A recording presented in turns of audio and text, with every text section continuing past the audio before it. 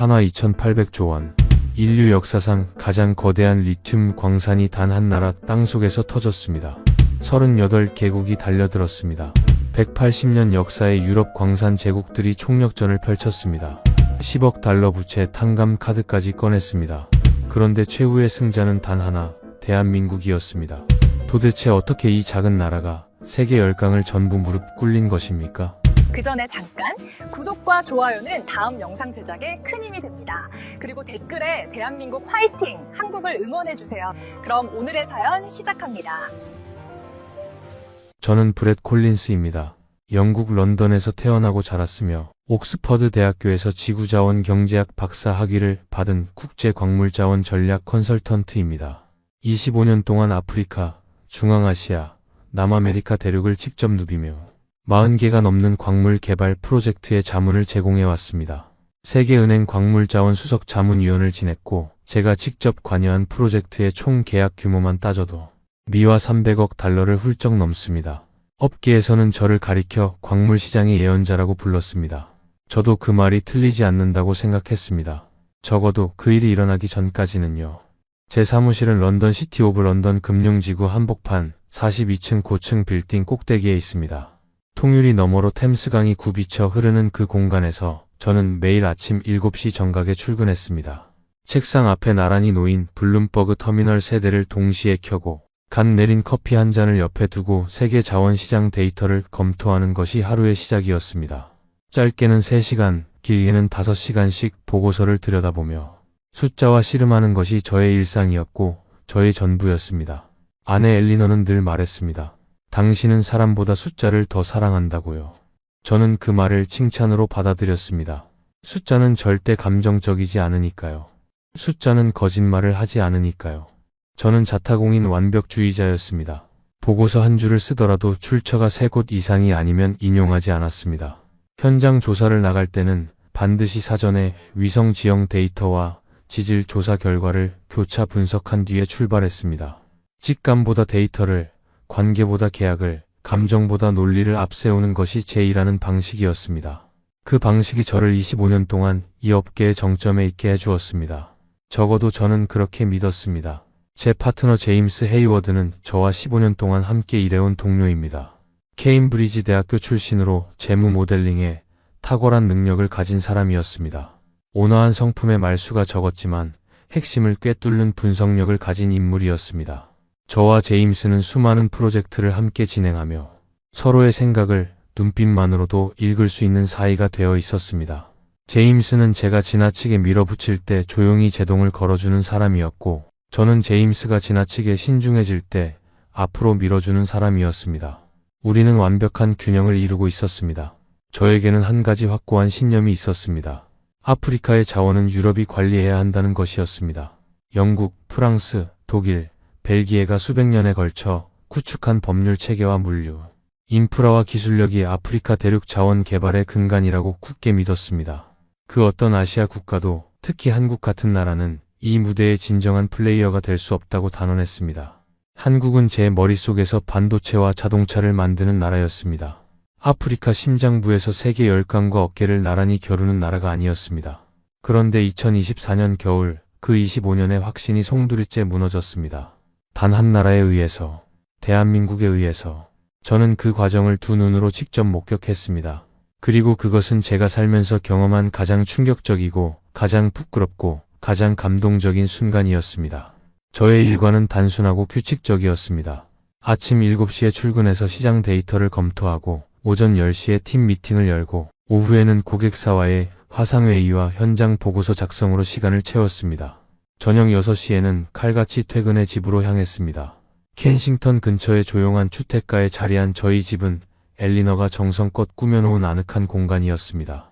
두 딸 소피아와 클레어는 이미 대학에 들어가 독립해 있었고 저와 엘리너 둘만의 저녁은 언제나 조용하고 평온했습니다. 엘리너는 요리를 잘했고 저는 와인을 골랐습니다. 그것이 우리의 저녁 의식이었습니다. 2024년 11월에 런던은 유독 음울했습니다. 아침마다 두꺼운 안개가 도시를 뒤덮었고 오후가 되어도 햇빛은 좀처럼 모습을 드러내지 않았습니다.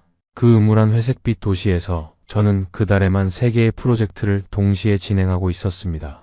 가나의 보크사이트 광산 재개발, 잠비아의 구리 정제 시설, 입찰 자문, 그리고 제가 가장 많은 공을 들이고 있던 에스와티니 프로젝트였습니다. 그 중에서도 에스와티니는 차원이 달랐습니다. 제 25년 경력 전체를 통틀어서도 이런 규모의 프로젝트는 본 적이 없었습니다. 이것은 단순한 광산 개발 프로젝트가 아니었습니다. 이것은 세계의 계약이었습니다. 에스와티니는 아프리카 남부에 위치한 작은 왕국입니다. 남아프리카 공화국과 모잠비크 사이에 끼어있는 이 나라는 면적이 우리 영국의 웨일스와 비슷하고 인구는 고작 120만 명에 불과합니다. 런던 광역시 인구의 10분의 1도 안 되는 숫자입니다. 국내 총생산 역시 미화 45억 달러 수준으로 세계 경제의 무대에서는 존재감조차 없다고 해도 과언이 아닌 나라였습니다. 저도 이 나라를 처음 접했을 때 지도에서 찾는데 꽤 오랜 시간이 걸렸습니다. 그만큼 작고 조용한 나라였습니다. 그러나 그해 9월 이 조그만 왕국이 세상을 뒤집어 놓을 발표를 하나 내놓았습니다. 에스와티니 북부 루본보 산맥 지하에서 인류 역사상 최대 규모의 리튬 매장지가 확인되었다는 것이었습니다. 추정 매장량 4,200만 톤, 현 시세로 환산하면 2조 달러, 한화로 무려 2,800조 원에 달하는 규모였습니다. 전 세계 리튬 매장량의 18%에 해당하는 양이 단 한 나라의 지하에 묻혀 있다는 사실이 밝혀진 것이었습니다. 전기차 배터리의 핵심 원료인 리튬의 수요가 하늘을 뚫을 듯 치솟고 있던 바로 그 시점에 이 경이로운 발견이 이루어진 것이었습니다. 저는 그 뉴스를 블룸버그 터미널에서 처음 접했습니다. 런던 오전 6시 47분이었습니다. 커피잔을 내려놓으며 화면을 2번 다시 읽었습니다. 데이터를 신뢰하는 사람답게 저는 먼저 출처를 확인했습니다. 에스와티니 왕실 정부의 공식 성명서, 국제지질조사기관의 검증 보고서, 미국 지질조사국의 교차 분석 결과까지 모두 사실이었습니다. 저는 즉시 파트너 제임스에게 전화를 걸었습니다. 새벽이었지만 망설임이 없었습니다. 지금 당장 에스와티니 파일 열어. 우리가 이 계약을 잡아야 해. 에스와티니 왕실 정부는 그달 말에 국제 입찰을 공고했습니다. 개발 사업자 선정을 위한 제안서 제출 마감은 2025년 2월 28일이었습니다. 단 90일이었습니다. 저는 즉시 팀을 꾸렸습니다. 광산공학 전문가 3명, 환경영향평가 전문가 2명, 재무 모델링 팀 4명, 아프리카 법률 전문가 2명, 물류 인프라 전문가까지 포함해 총 14명이 런던 사무실 42층 회의실에 집결했습니다. 저는 화이트보드 앞에 서서 선언했습니다. 이건 우리 시대의 가장 큰 계약이야. 우리가 반드시 가져간다. 팀원들의 눈이 반짝였습니다. 저도 그 순간 심장이 두근거리는 것을 느꼈습니다. 이 흥분이 곧 불안으로 바뀔 것이라고는 그때는 상상조차 하지 못했습니다. 입찰 공고문을 꼼꼼히 읽어 내려가던 저는 이상한 조항 하나에 눈이 멈췄습니다. 에스와티니 왕실 정부가 입찰 참가 조건으로 제시한 항목 중에 기술 이전 및 자국 내 정제, 가공시설 설립 의무라는 조건이 있었습니다. 단순히 광물을 캐서 수출하는 방식이 아니라 에스와티니 땅 위에 정제 공장까지 지어야 한다는 것이었습니다. 저는 25년 경험으로 이 조항의 의미를 즉각 파악했습니다. 광산 개발만으로도 수십억 달러가 필요한데 정제시설까지 현지에 짓는다면 리스크가 기하급수적으로 늘어납니다.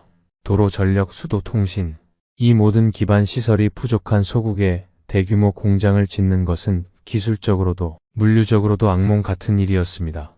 이 조항 때문에 몇몇 기업들은 포기할 거야. 제가 그렇게 말하자 제임스 헤이워드가 고개를 끄덕이며 덧붙였습니다. 그래도 리오틴토, 글렌코어, BHP는 참가할 거야. 규모로 따지면 우리보다 훨씬 크지. 그 이름들을 듣자 저도 모르게 등줄기가 서늘해졌습니다. 리오틴토, 글렌코어, BHP. 세계 3대 광산 기업들이었습니다. 연간 매출만 수백억 달러에 달하고 아프리카 대륙에만 각각 수십 개의 광산을 운영하고 있는 거인들이었습니다. 이들과 경쟁해야 한다는 것은 처음부터 알고 있었습니다.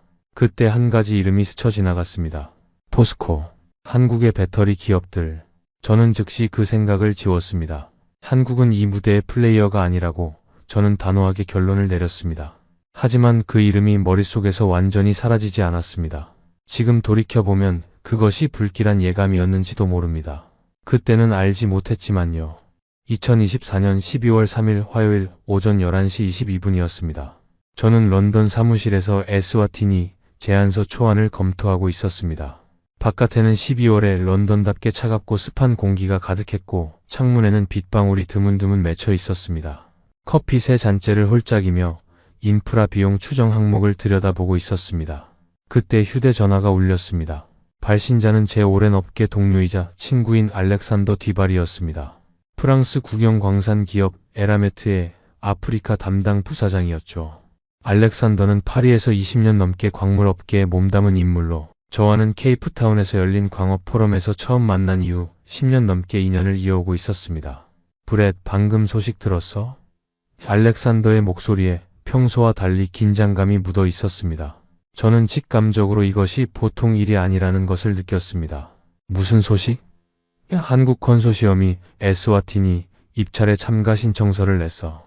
포스코, 삼성, SDI, 한국광물공사가 함께 뭉쳤다고. 어제 서울에서 공동 발표를 했는데 오늘 아침에야 파악했어. 저는 순간 아무 말도 할 수 없었습니다. 심장이 멎는 듯한 느낌이었습니다. 손에 쥔 볼펜이 바닥으로 굴러 떨어졌습니다.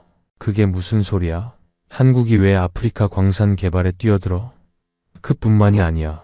에스와티니 정부 관료들이 이미 한국을 방문했다는 거야. 지난달에 비밀리에 인천공항 입국 기록이 확인됐어. 등줄기에 식은땀이 흘렀습니다. 비밀 방문. 이미 관계가 구축되어 있다는 뜻이었습니다. 입찰 공고가 나기 전부터 한국이 조용히 움직이고 있었다는 뜻이었습니다. 우리가 런던 회의실에서 제안서 초안을 쓰고 있는 동안 한국은 이미 에스와티니와 악수를 나누고 있었던 것입니다. 저는 즉시 외교 채널을 통해 사실 확인에 나섰습니다. 에스와티니 주재 영국 대사관 담당자에게 연락했습니다. 2시간 후 답변이 왔습니다. 사실이었습니다. 에스와티니 산업광물부 장관 은푸말로 다마니가 11월 첫째 주에 인천을 방문했다는 것이 확인되었습니다. 공식 일정에는 없었던 철저하게 비공개로 진행된 방문이었습니다. 방문 목적은 한국의 배터리 소재 산업시설 시찰이었습니다. 저는 그날 저녁 집에서 엘리너에게 이 사실을 말했습니다. 식탁에 음식이 차려진 채로 저는 오늘 있었던 일을 천천히 이야기했습니다. 엘리너는 포크를 내려놓고 조용히 들었습니다. 그리고 이렇게 물었습니다. 한국이 이길 수도 있어? 저는 단호하게 대답했습니다. 절대 아니야. 180년의 경험 차이가 있어. 한국이 아프리카 광산 개발에서 뭘 알겠어. 처음 뛰어드는 시장에서 세계 최강 기업들을 이긴다는 건 불가능해. 엘리너는 더 이상 묻지 않았습니다. 하지만 그날 밤 저는 좀처럼 잠들지 못했습니다. 천장을 바라보며 뒤척이는 내내 알렉산더의 목소리가 귓가에서 떠나지 않았습니다. 비밀리에. 그 단어가 자꾸만 머릿속에서 맴돌았습니다. 다음 날부터 상황이 급변하기 시작했습니다.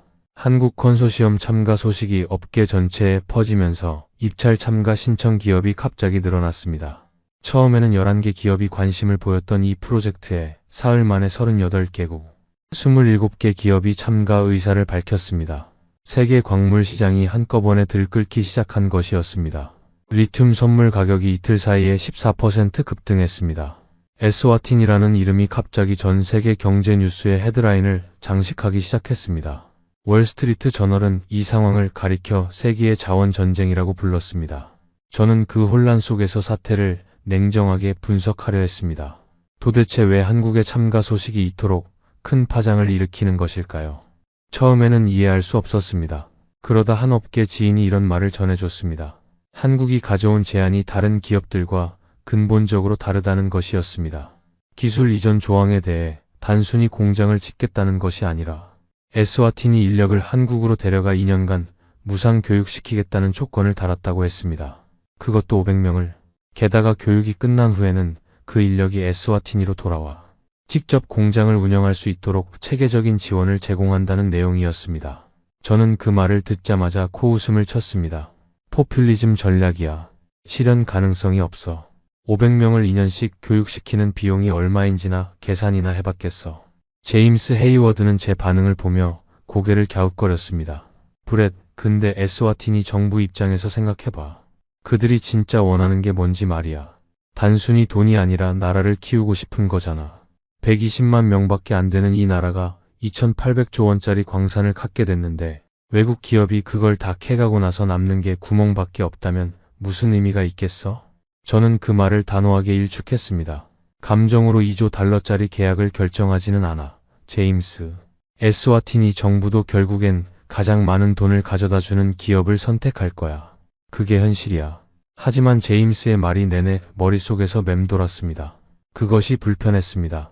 그 주 내내 저는 에스와티니 정부 관계자들과의 면담을 요청했습니다. 3번을 요청했고 3번 모두 일정을 조율 중이라는 답변이 돌아왔습니다. 25년간 아프리카 광물 업계에서 쌓은 저의 인맥으로도 에스와티니 정부 문은 쉽게 열리지 않았습니다. 그 와중에 한국팀은 이미 음바반에 에스와티니의 수도에 임시사무소를 차리고 현지에 상주하기 시작했다는 소식이 들려왔습니다. 서울 본사에서 파견된 인력이 12명이었습니다. 그들은 현지 주민들과 직접 소통하며 지역 사회의 필요를 파악하고 있다는 것이었습니다. 저는 그제야 이것이 단순한 입찰 경쟁이 아님을 직감했습니다. 뭔가 제가 보지 못하고 있는 것이 있었습니다. 2025년 1월에 접어들자 상황은 더욱 복잡해졌습니다. 에스와티니 왕실 정부가 공개 사전 심사 결과를 발표했는데 최종 입찰 참가 자격을 부여받은 기업은 단 5곳이었습니다. 영국의 리오틴토, 스위스의 글렌코어, 호주의 BHP, 프랑스의 에라메트, 그리고 한국의 코리아 리튬 컨소시엄이었습니다. 5기업 중 4곳이 유럽과 영미권, 그리고 1곳이 한국이었습니다. 런던 업계는 충격에 빠졌습니다. 한국이 최종 5개 기업에 포함된 것이 믿기지 않는다는 반응이 쏟아졌습니다. 금융 전문지 마이닝 위클리는 에스와티니 정부가 감정적 판단을 하고 있다는 분석을 실었습니다. 몇몇 업계 원로들은 노골적으로 불쾌감을 드러냈습니다. 아프리카 광산 개발을 이제 막 시작한 나라가 무슨 자격으로 이 무대에 서느냐고 말하는 사람도 있었습니다. 그러나 그 비판의 이면에는 두려움이 있었습니다. 180년간 아프리카 광물 개발을 독점해온 유럽 기업들이 처음으로 진짜 경쟁을 두려워하고 있었습니다. 저도 처음에는 그들과 같은 생각이었습니다. 하지만 저는 25년 경력의 전문가로서 감정보다 데이터를 믿기로 했습니다. 한국 컨소시엄의 사전 제안서를 어렵사리 입수해 분석했습니다. 그리고 처음으로 당혹감을 느꼈습니다. 한국팀이 제시한 기술 이전 계획은 단순한 공장 건설이 아니었습니다. 에스와티니 현지에 배터리 소재 연구소를 설립하고 자국민 500명에게 한국에서 석사 과정 교육을 제공하며 10년 후에는 에스와티니가 광산 운영의 51% 지분을 갖도록 단계적으로 이전하겠다는 내용이었습니다. 단계적 지분 이전. 이것은 어떤 유럽 기업도 제안한 적이 없는 조건이었습니다. 저는 그 제안서를 읽고 또 읽었습니다. 이것은 단순한 자원 개발 프로젝트가 아니었습니다. 에스와티니의 미래를 통째로 설계하겠다는 제안이었습니다. 게다가 그 설계 안에는 에스와티니가 언젠가는 이 광산의 진짜 주인이 된다는 그림이 담겨 있었습니다. 불현듯 등줄기에 다시 한번 식은땀이 흘렀습니다. 한국이 이기면 안 된다는 생각이 어느 순간 두려움의 형태로 바뀌어 있었습니다. 한국이 이길 수도 있다는 생각으로 알렉산더 뒤발이 다시 전화를 해왔습니다. 브렛, 솔직히 말해줘. 한국 제안서 봤어? 봤어. 어때? 잠시 침묵이 흘렀습니다. 교과서적이야. 저는 그렇게만 말했습니다. 하지만 속으로는 다른 생각이었습니다. 교과서를 이렇게 완벽하게 쓸 수 있는 나라가 과연 몇이나 될까? 그리고 그 교과서 안에 담긴 진심이 가짜일 리 없다면 우리는 처음부터 방향을 잘못 잡고 있었던 것이 아닐까? 라고. 저는 위기감을 느끼고 본격적으로 전략을 수정했습니다. 저희 팀이 자문을 제공하는 리오틴토 측에 더 공격적인 제안을 내놓으라고 권했습니다. 에스와티니 인근 국가들에서 리오틴토가 성공적으로 운영 중인 광산 15개를 레퍼런스로 제시하고 100년이 넘는 아프리카 운영 경험을 전면에 내세웠습니다. 저는 개인적으로 에스와티니, 음스와티 3세 국왕의 측근 고문을 통해 비공식 면담 채널을 열었습니다. 25년간 쌓아온 인맥을 총동원한 것이었습니다. 오래된 명함처를 꺼내 하나하나 연락했습니다. 남아프리카 공화국 전직 광물부 장관, 모잠비크 광업협회장, 짐바브웨의 왕실 자문위원. 저의 네트워크망이 총동원되었습니다. 1월 셋째 주 저는 직접 음바바네를 방문했습니다. 요하네스버그에서 소형 항공기를 타고 1시간을 날아 에스와티니 국제공항에 내렸습니다. 공항이라고 하기에는 소박하고 작은 건물이었습니다. 수험을 찾는 곳도 벨트 하나가 전부였습니다. 하지만 공항 밖으로 나서는 순간 저는 숨을 멈췄습니다. 루본보 산맥이 멀리 보이는 지평선 위로 뭉게 구름이 피어오르고 있었습니다. 그 산 아래에 2,800조 원이 잠들어 있었습니다. 저는 그 풍경을 한참 바라보았습니다. 에스와티니의 수도 음바바네는 아담하고 조용한 도시였습니다. 남아프리카 공화국과 맞닿아 있지만 완전히 다른 분위기였습니다.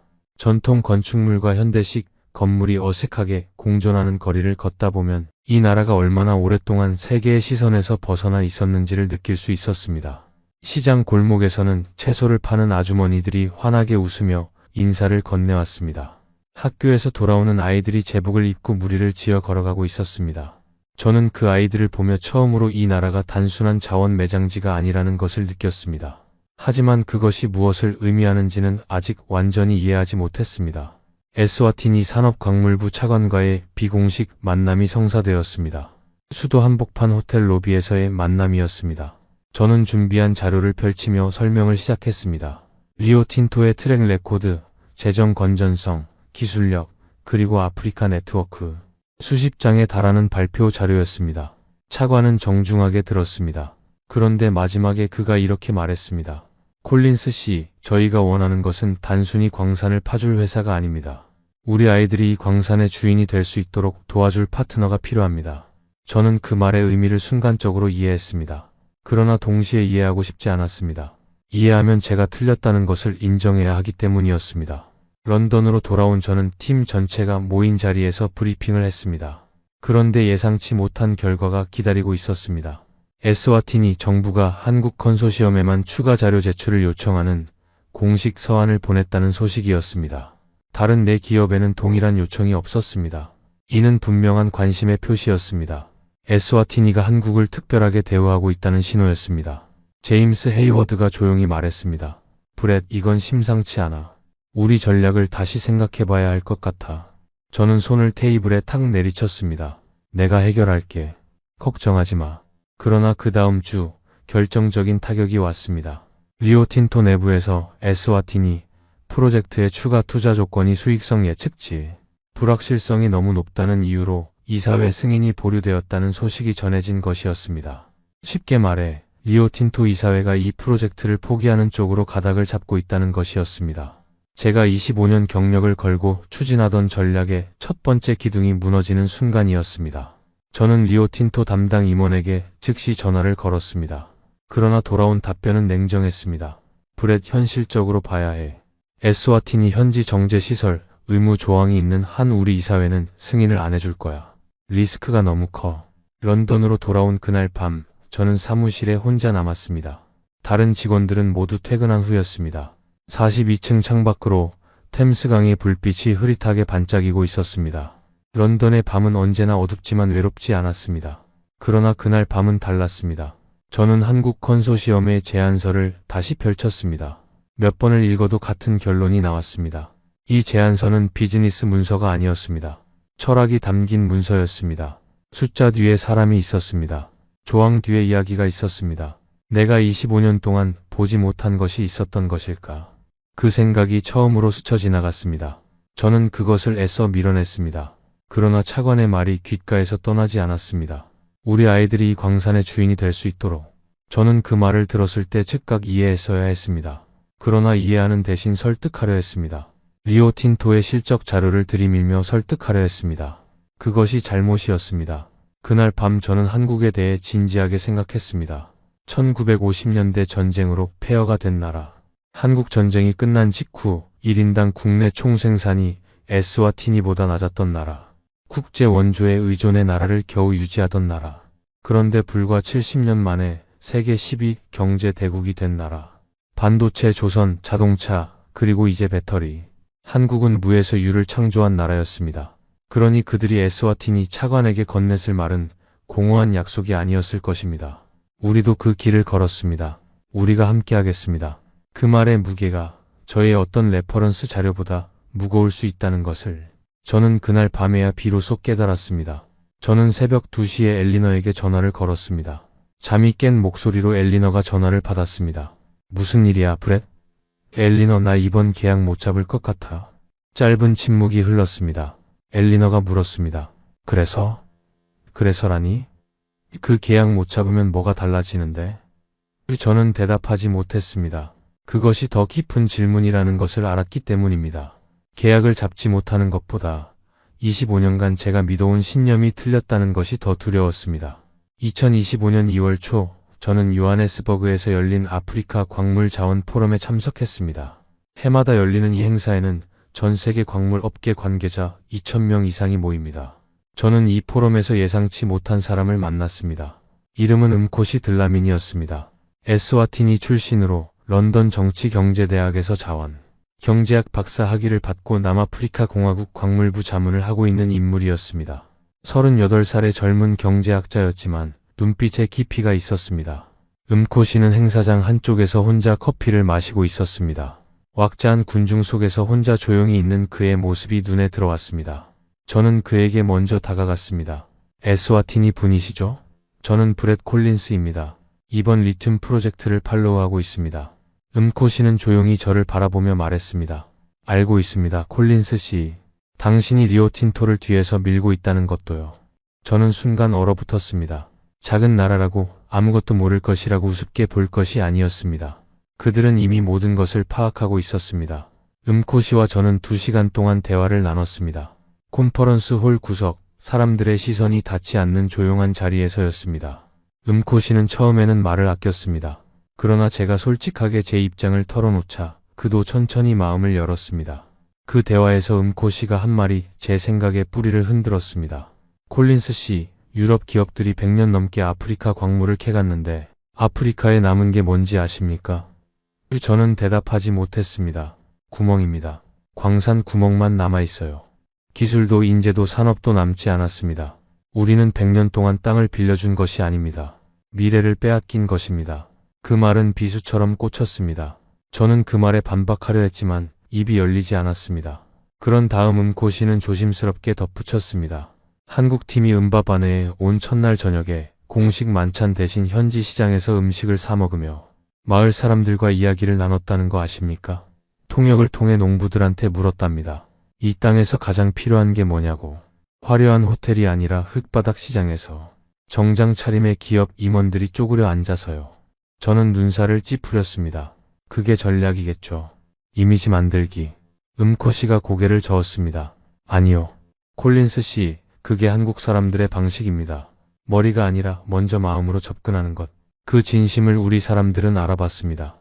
에스와티니 사람들은 가난하지만 거짓과 진심을 구별할 줄 알거든요. 그날 밤 호텔 방에 돌아온 저는 노트북을 열고 한국에 대해 공부하기 시작했습니다. 처음으로 제 선입견 없이 한국 전쟁의 폐허, 원조를 받던 나라에서 원조를 주는 나라로의 전환, 세계 유일의 사례, 새마을운동, 교육에 대한 열정, 부모 세대가 자식 교육을 위해 모든 것을 바친 이야기들, 반도체 산업의 기적, 한강의 기적이라고 불리는 그 놀라운 여정. 밤새 자료를 읽으며 저는 한 가지 사실에 눈이 열렸습니다. 한국은 단순히 경제 성장을 한 나라가 아니었습니다. 가장 극적인 방식으로 불가능을 가능으로 바꿔낸 나라였습니다. 그리고 그 경험이 에스와티니에게 어떤 의미로 다가갔을지가 비로소 이해되었습니다. 요하네스버그에서 돌아온 저는 전략을 완전히 뒤집기로 했습니다. 리오틴토를 통한 간접 접근 대신 저는 직접 한국 컨소시엄을 접촉하기로 했습니다. 제가 가진 25년의 아프리카 네트워크와 법률 및 물류, 인프라 지식이 한국팀에 실질적인 도움이 될 수 있다고 생각했습니다. 경쟁 대신 협력을 제안하기로 한 것이었습니다. 이 결정 내리는 것이 쉽지 않았습니다. 25년 경력에 자존심이 걸린 문제였습니다. 경쟁 상대에게 먼저 손을 내미는 것은 제 인생에서 처음 있는 일이었습니다. 저는 포스코 인터내셔널 런던 사무소에 연락했습니다. 처음에는 회의적인 반응이 돌아왔습니다. 경쟁 관계에 있는 입찰 상황에서 갑자기 협력을 제안하는 것이 이상하게 느껴질 것은 당연했습니다. 하지만 저는 포기하지 않았습니다.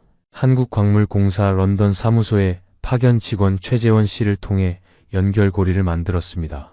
최재원 씨는 30 초반의 젊은 사람이었는데 제 간절함을 들어준 사람이었습니다. 그의 배려가 없었다면 이 이야기 전체가 달라졌을 것입니다.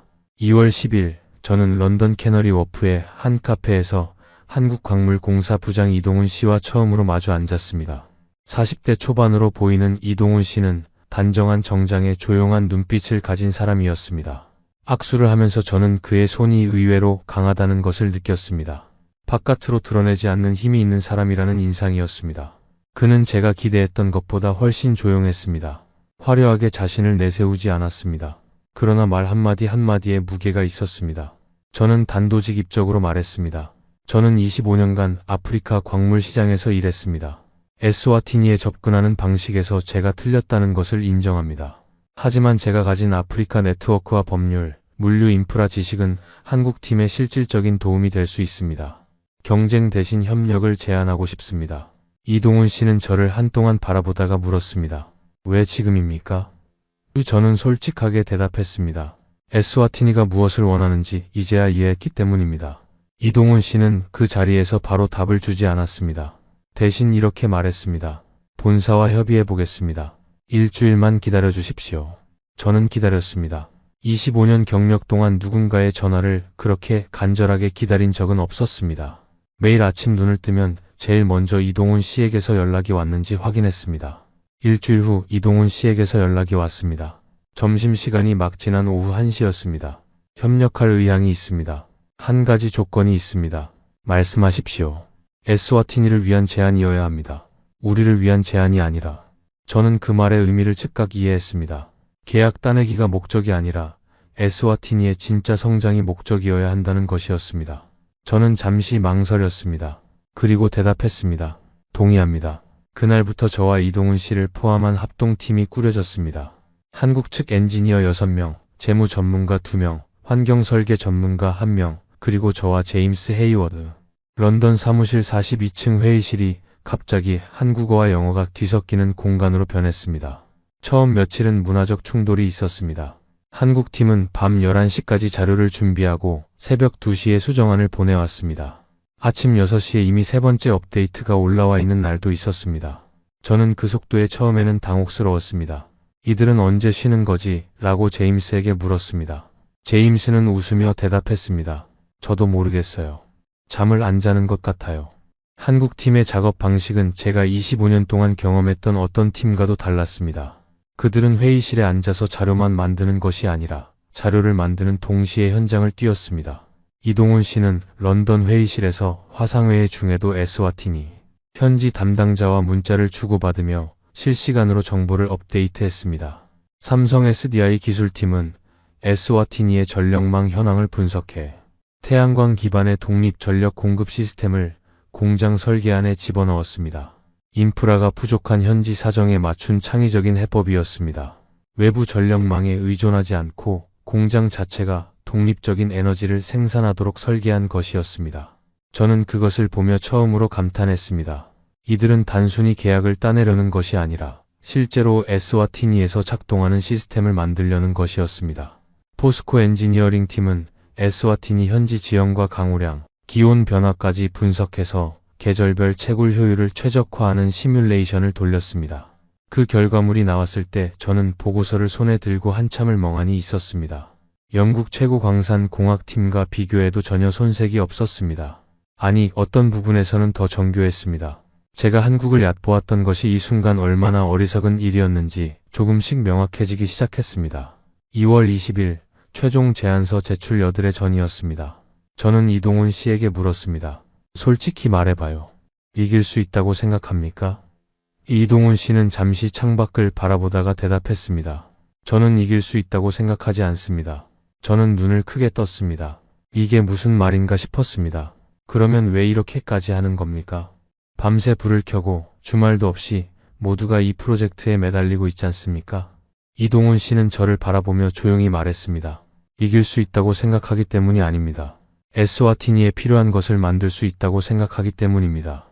그것으로 충분합니다. 저는 그 순간 손바닥에 땀이 맺히는 것을 느꼈습니다.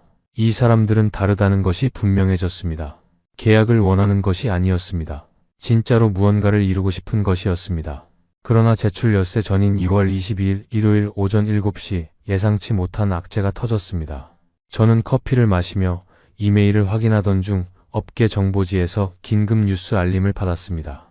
글렌코어가 에스와티니 왕실 정부에 별도의 비공식 제안을 넣었다는 내용이었습니다. 단순한 광산 개발 계약이 아니라 에스와티니 국가부채 전액을 탕감해주는 조건을 첨부한 것이었습니다. 에스와티니의 국가부채는 약 10억 달러 규모였습니다. 10억 달러. 우리가 절대 내놓을 수 없는 숫자였습니다. 커피잔이 손 안에서 흔들렸습니다. 저는 이동훈 씨에게 즉시 전화를 걸었습니다. 일요일 아침임에도 이동훈 씨는 이미 깨어 있었습니다. 글렌코어가 10억 달러짜리 카드를 꺼냈습니다. 국가부채 탕감 조건입니다. 전화 너머로 짧은 침묵이 흘렀습니다. 이동훈 씨가 낮고 조용한 목소리로 말했습니다. 알겠습니다. 이 상황을 어떻게 할 생각입니까? 우리는 그 돈을 맞출 수 없어요. 잠시 생각할 시간을 주십시오. 전화가 끊겼습니다. 저는 허탈하게 소파에 등을 기댔습니다. 다리에 힘이 풀리는 기분이었습니다. 10억 달러 부채 탕감. 이것은 우리가 대응할 수 없는 카드였습니다. 설상가상으로 그날 오후 리오틴토 측에서도 연락이 왔습니다. 에스와티니 국왕의 개인 고문이 리오틴토 최고 경영자와 비밀 만찬을 가졌다는 정보였습니다.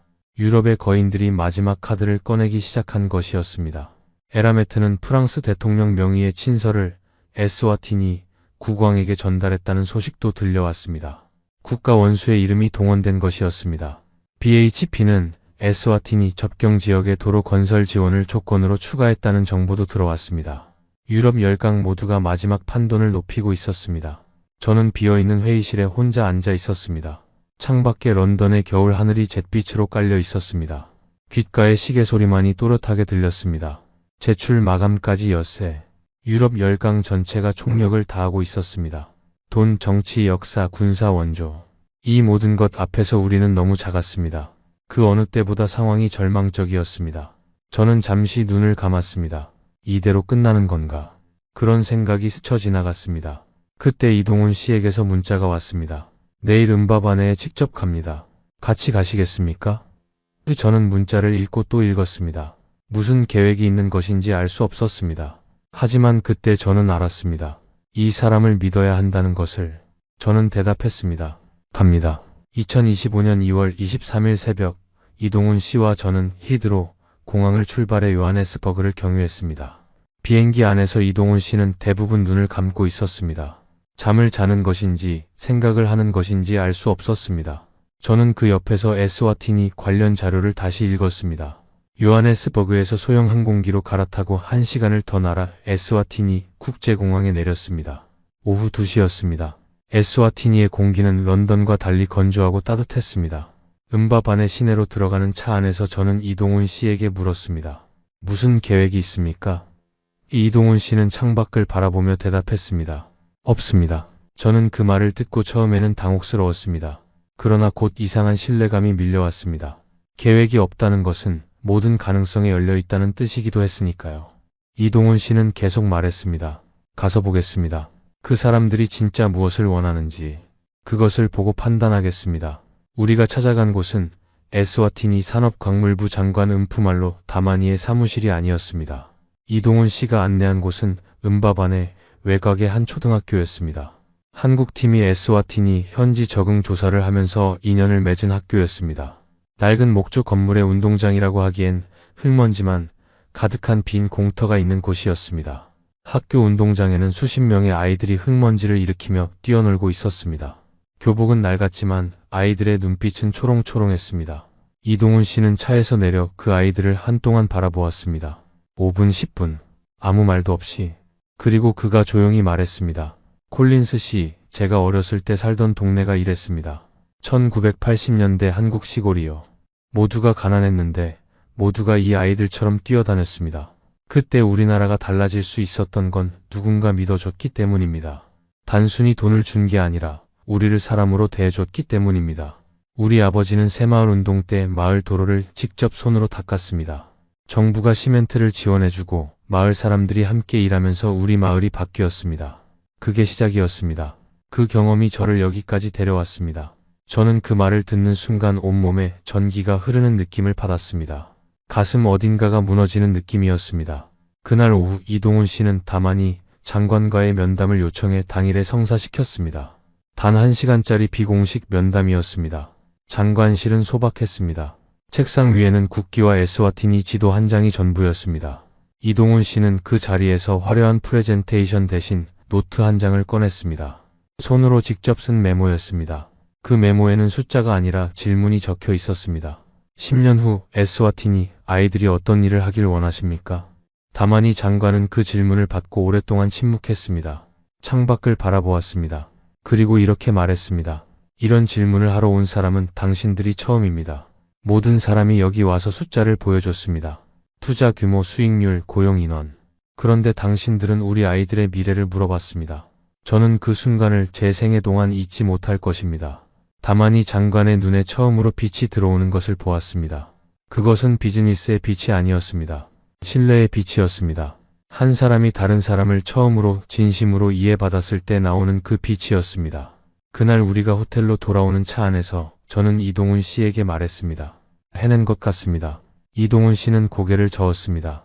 아직 모릅니다. 하지만 최선을 다했습니다. 저는 그 말이 좋았습니다. 결과보다 과정을 말하는 사람, 승리보다 진심을 앞세우는 사람. 그것이 한국이 이 무대에서 다른 나라와 근본적으로 달랐던 이유였습니다. 2025년 2월 28일 금요일 오후 3시 에스와티니 음바반의 왕실 컨벤션 센터. 저는 그 자리에 있었습니다. 이동훈 씨와 포스코, 삼성 SDI 대표들과 함께였습니다. 심장은 터질 듯이 뛰었고 손바닥에는 식은땀이 흥건했습니다. 홀 안에는 약 400명의 사람들이 앉아 있었습니다. 에스와티니 정부 관료들, 각국 외교관들, 기업 대표단, 그리고 세계 각국에서 온 언론 기자들이었습니다. 폭도 맞은편에는 글렌코어 대표단, 리오틴토 최고 경영자, 에라메트 부사장 등 세계 광산업계의 거물들이 줄지어 앉아 있었습니다. 그들의 얼굴에는 자신감이 넘쳤습니다. 저는 그 자신감을 보며 다시 불안해졌습니다. 글렌코어의 10억 달러 카드, 리오틴토 최고 경영자와 국왕 측근의 비밀 만찬, 프랑스 대통령 친서. 우리에게는 그 어떤 것도 없었습니다. 오직 진심뿐이었습니다. 진심이 과연 이 모든 것을 이길 수 있을까요? 38개국 언론사가 이 순간을 생중계하고 있었습니다. 서울, 런던, 파리, 베를린, 뉴욕의 방송국들이 모두 이 작은 나라의 왕궁 컨벤션 센터를 향해 카메라를 들이밀고 있었습니다. 전 세계 리튬 시장을 좌우할 결정이 내려지는 순간이었습니다. 에스와티니 국왕 음스와티 3세가 단상에 섰습니다. 홀 안은 숨소리조차 들릴 것 같은 정적이 흘렀습니다. 저는 눈을 감았다가 떴습니다. 이동훈 씨의 옆모습을 바라보았습니다. 이동훈 씨는 두 손을 무릎 위에 가지런히 올려놓고 정면을 바라보고 있었습니다. 그 모습이 단단하고 고요했습니다. 마치 이미 결과를 알고 있는 것처럼. 에스와티니 왕국은 2,800조 원 규모의 루본보 리튬 광산 개발 사업의 우선 협상 파트너로 대한민국 코리아 리튬 컨소시엄을 선정합니다. 그 순간 홀 전체가 얼어붙었습니다. 3초쯤 완전한 침묵이 흘렀습니다. 그리고 에스와티니 정부 관료석에서 박수 소리가 터져나왔습니다. 글렌코어 대표의 얼굴이 굳어지는 것이 보였습니다. 리오틴토 최고 경영자는 천천히 고개를 숙였습니다. 에라메트 부사장은 손에 쥔 물잔을 내려놓았습니다. 그 세 사람의 얼굴에서 지금 이 순간 무슨 생각이 지나가고 있는지 저는 알 수 있었습니다. 180년의 역사가 무너지는 순간이었습니다. 저는 이동훈 씨를 바라보았습니다. 이동훈 씨는 아무 말도 하지 않았습니다. 그냥 눈을 감고 잠시 그대로 있었습니다. 두 손은 여전히 무릎 위에 가지런히 놓여 있었습니다. 그 모습이 어떤 환호성보다 더 깊은 감동이었습니다. 저는 그 옆모습을 바라보며 생각했습니다. 이 사람은 처음부터 알고 있었구나. 진심이 이긴다는 것을. 그것을 믿었기 때문에 끝까지 흔들리지 않았구나. 왕은 이어서 말했습니다. 대한민국은 우리에게 돈을 제시한 것이 아닙니다. 우리의 미래를 제시했습니다. 70년 전 폐허에서 일어선 나라가 우리에게 그 길을 함께 걷겠다고 했습니다.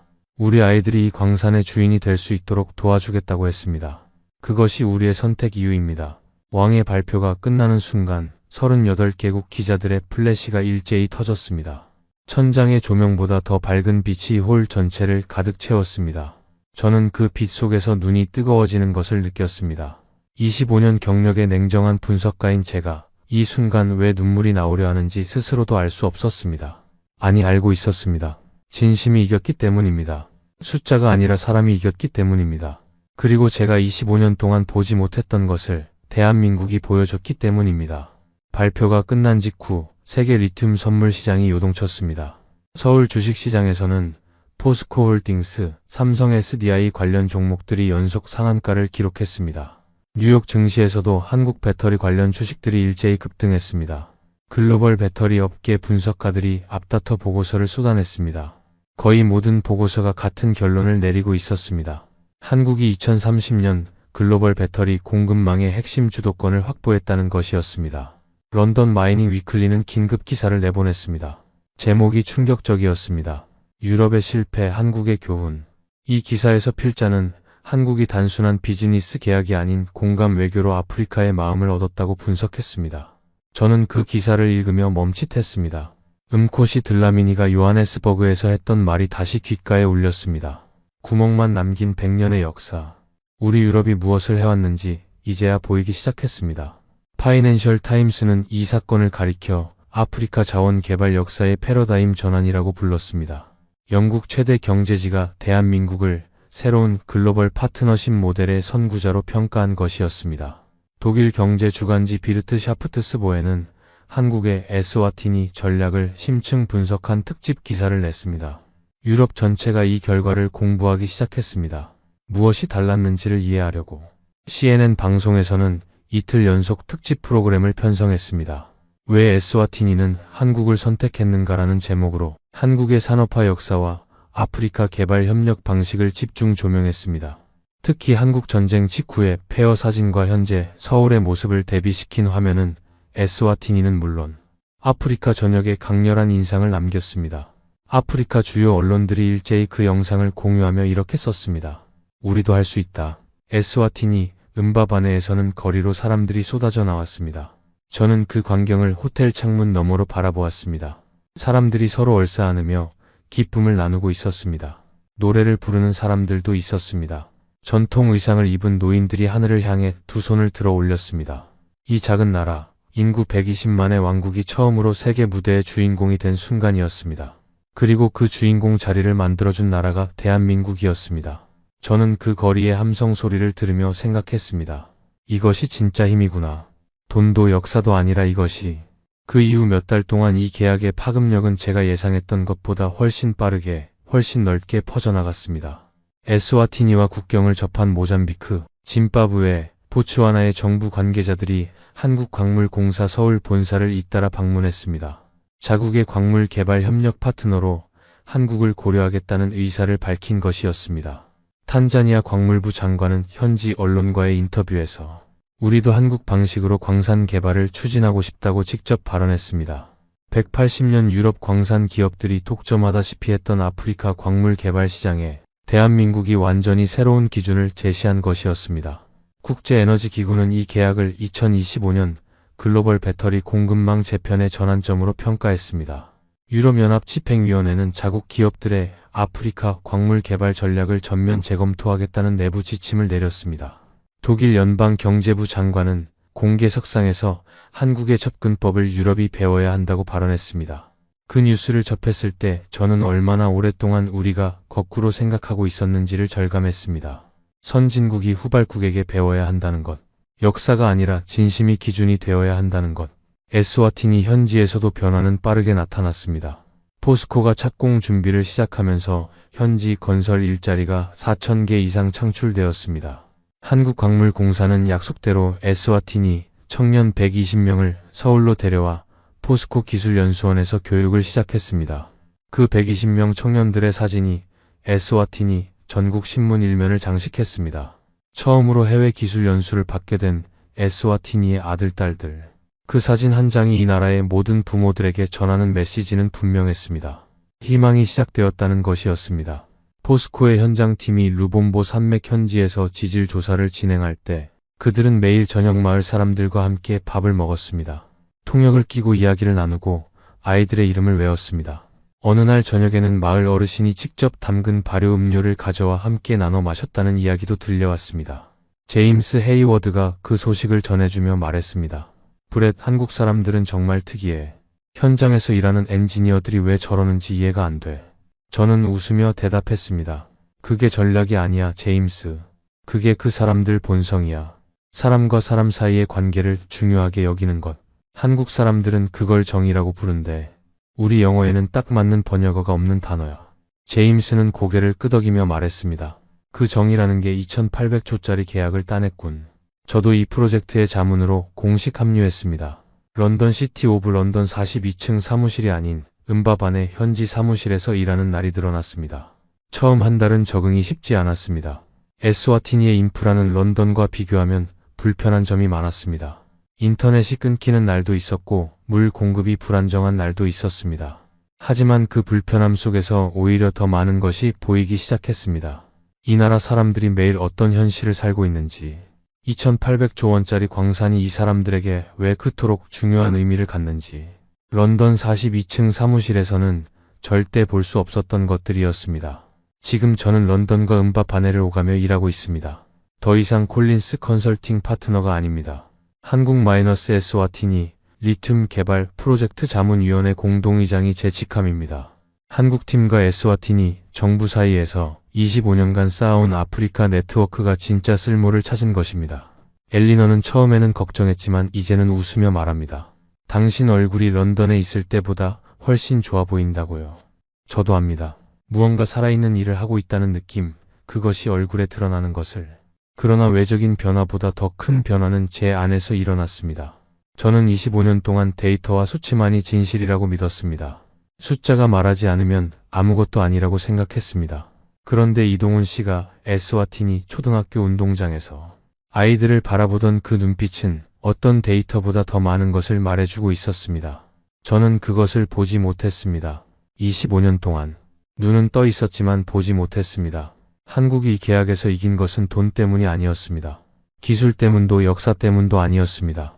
한국은 에스와티니 사람들을 사람으로 대했습니다. 그들의 꿈을 존중했습니다. 그리고 그 꿈이 이루어질 수 있다는 것을 자신들의 역사로 증명했습니다. 70년 전 아무것도 없었던 나라가 세계 10위 경제 대국이 된 그 기적의 이야기가 에스와티니 국왕의 마음을 움직인 것이었습니다. 돈이 아니라 이야기가, 계약서가 아니라 진심이, 숫자가 아니라 사람이. 저는 요즘 옥스퍼드 대학에서 강연 요청을 받으면 이 이야기를 합니다. 아프리카의 자원은 유럽이 관리해야 한다고 25년간 믿었습니다. 그런데 그것은 오만이었습니다. 아프리카의 자원은 아프리카가 관리해야 합니다. 그 길을 함께 걸을 수 있는 나라가 파트너가 되는 것입니다. 대한민국은 그 방법을 알고 있었습니다. 강당이 조용해지는 그 순간 저는 비로소 제가 진짜 전문가가 되었다는 것을 느낍니다.